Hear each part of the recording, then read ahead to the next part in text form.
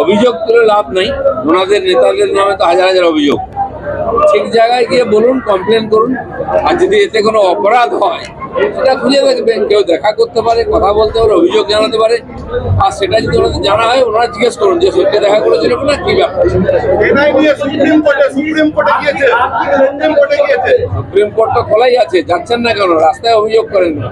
আমরা গেছি, সাধারণ মানুষ গেছে বলে ওদের নেতারা আজকে ভেতরে গেছে, যেন কোর্ট খোলা আছে, সবকিছু অভিযোগের জন্য।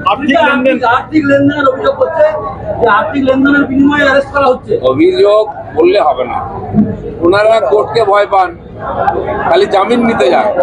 আরে আমাদের বিরুদ্ধে কমপ্লেন করতেও যান না, আমরা তো কমপ্লেন করছি, পাবলিক কমপ্লেন করছি, ওনারা জানেন যে উল্টো কমপ্লেন, তাই যেতে চান না, খালি মিডিয়াতে বলেন। যে কোনো অনৈতিক কাজ হলে শেষ পর্যন্ত আদালতে হওয়া উচিত, আর যাওয়া উচিত। ক্রমাগত এজেন্সির বিরুদ্ধে আক্রমণ হচ্ছে, ইডি, সিবিআই, এনআইএ। নেতারা মৌখিক আক্রমণ করছেন, কারণ তাদের বাড়িতেই যাচ্ছে, টাকা পাচ্ছে। যখন আটকাতে পারছেন না, দুষ্কৃতকারীদের লেলিয়ে দেওয়া হচ্ছে, মহিলাদের সামনে করে দেওয়া হচ্ছে। এইভাবে আইনের হাত থেকে কেউ বাঁচবে না। আজ হোক কাল শাহজাহানের মতো ভেতরে যেতে হবে। দেখা যাচ্ছে যে সন্দেশখালী থেকে শুরু করে বকটুই পর্যন্ত সব জায়গায় এজেন্সির বিরুদ্ধে মামলা পুলিশের, সিবিআই, ইডি এবং লাস্ট এনআইএ। কি বলবেন? দেখুন, পুলিশ যখন জনতা দিয়ে পাচ্ছে না, পুলিশকে এজেন্সির বিরুদ্ধে লাগানো হচ্ছে। কিন্তু যেখানে যেখানে এজেন্সি গেছে, তথ্য প্রমাণ, টাকা পয়সা, অপরাধের প্রমাণ সব পেয়েছে। সেই জন্য চিৎকার চেঁচামেচি করে লোককে খেপিয়ে বেশি দিন চলবে না। অপরাধীকে সাজা পেতেই হবে, সে যেই হোক। সেই প্রক্রিয়া চলছে। এইভাবে কিছু লোকজনকে এগিয়ে দিয়ে, যে শাহজাহান করেছে, সে স্বীকার করেছে, সে লোকজন দিয়ে অ্যাটাক করিয়েছে। তো সব জায়গায় একই ঘটনা হচ্ছে, সব সময় পরিষ্কার হয়ে যাবে। রাজীব কুমারকে সরিয়ে দিল বিজেপির পদ থেকে, নতুন বিজেপি এসছে,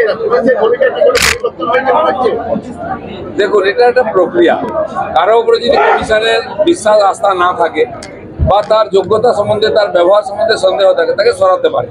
তাদের কাছে যে মনে হবে যোগ্য, তাকে দিয়েছে। এই ব্যাপারে কারো কিছু বলার বলেছেন যে শুভেন্দু অধিকারীর অনুগামীরাই নাকি আপনাকে হারাবেন, এবং তা নিয়ে শুভেন্দু অধিকারী আবার রীতিমতো অভিযোগও জানিয়েছেন নির্বাচনে। হাইকোর্টে কেস করেছেন।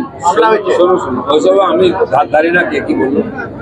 কীর্তি আজাদকে এখানকার টিএমসির নেতারা যেটা মুখস্থ করে দিচ্ছে উনি বলছেন, উনি বাংলা উচ্চারণ করতে পারেন না। কি বলতে, মহিষাসুর শব্দ বলতে পারছেন না। দুর্ভাগ্য भैया, कहीं का ईट कहीं का रोड़ा, टीएमसी ने कुंबा जोड़ा। और आपको टीएमसी ने उल्लू बनाया। दिलीप घोष का क्या कसूर है?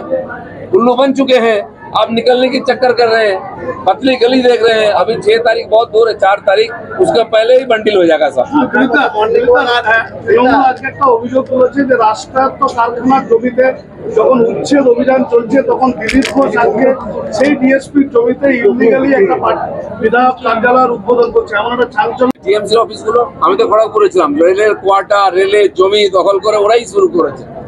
এখানে আমাদের বিধায়ক এই কার্যালয়ে করেছেন। আমি তৃণমূলের পথে হাঁটলেন, তৃণমূল তো সরকারি জমি প্রচুর দখল করে বেআইনি পার্টি। যতক্ষণ না ওদেরকে বেদখল করবো, ওই রাস্তায় হাঁটবো, একই রাস্তায় হাঁটবে। হ্যাঁ, এটাই রাজনীতি পশ্চিমবাংলা।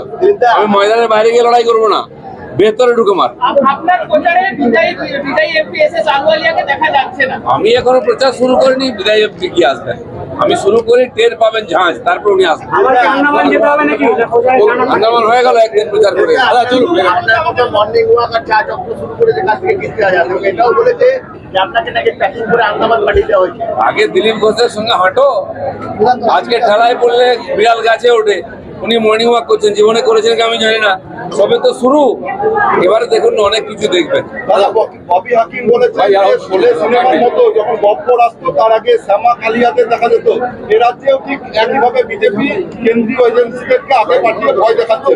কি বলবেন? এজেন্সি অনেকদিন ধরে আছে, আর যাত্রার কংগ্রেসীরা বলছে না, সিপিএম এর লোকেরা বলছে না যে আমার বাড়িতে এজেন্সি এসে, খালি টিএমসির বাড়িতে যায় কেন, আর বান্ডিল বান্ডিল টাকা পায় কেন?